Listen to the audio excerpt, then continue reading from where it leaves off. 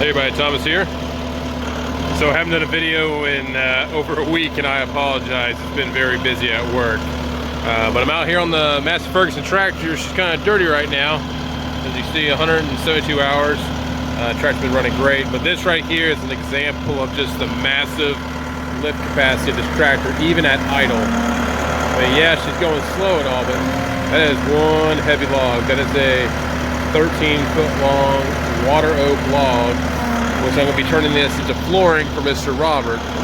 We have a building that we're working on with him, and it's going to be a sawmill blade sharpening shed and chainsaw sharpening shed.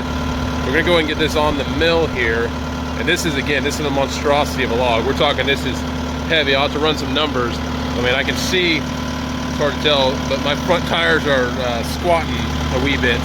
So I've got more weight to the right side than the left. I'm going to bump up the RPM a little bit.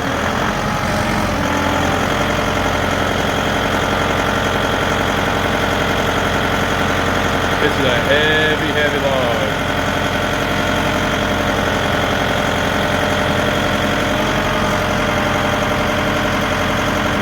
You gotta be gentle with this one as you get it onto the mill.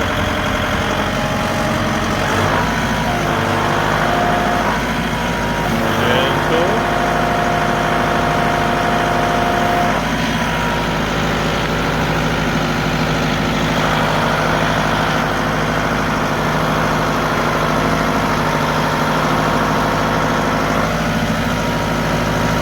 Now I could have used the log loaders, but I didn't.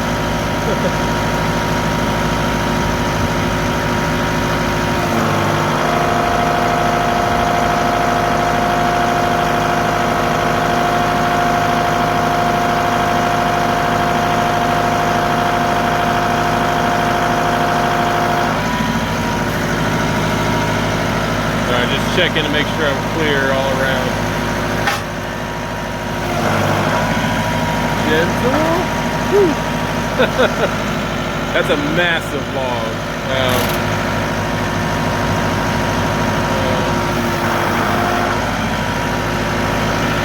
Slowly back out.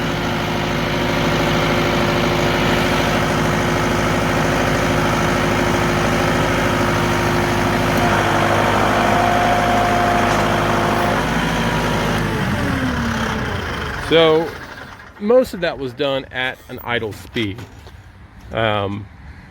But that is a massive log. So never underestimate the power of hydraulics and everything.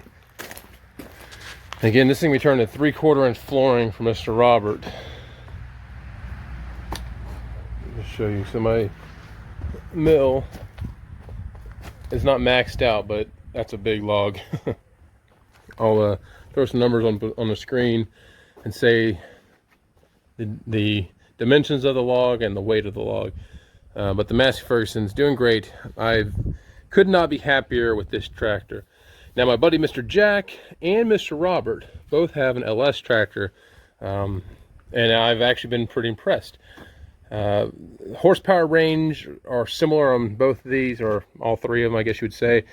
Mr. Jack's is around a 40, Mr. Roberts is around 45, and I'm at a 50. Lifting capacity, I've got them beat just slightly with forks. Now I will say this, Mr. Jack does have a set of grapples, or grapple, and I'm not gonna lie, I've already talked to a local guy who makes them. I'm gonna go buy one, because with that grapple, what it allows you to do is you can pivot that log down so closer to the pin, so closer in, and which actually gives you a little more lift capacity. With his grapple, and with him being able to rotate the log down and in, he's got about the same lift capacity as me. Now again, I don't want to overload my capacity to lift, but with the grapple, maybe I could have loaded this a little bit easier. Not that it was hard, but yeah, you never know. So I also am going to go over to Jack's house this afternoon, if everything goes well, and we will be cutting more on his slabber. So his slabber, just show you a view back here, but his slabber is up and running. We have cut one log so far, half a log, and it's a red oak. The red oak log that he has is pretty impressive, and I did a video on it the other day. It did not turn out that well. We had some complication issues. We had to go through and sharpen the chain. Now he has a 60-inch cut that he can do, and I think he can take a maximum of a 6-inch cut, I think is how deep of a cut he can do. But we were cutting most of our slabs at 2 1/4 to 2.5 inches thick.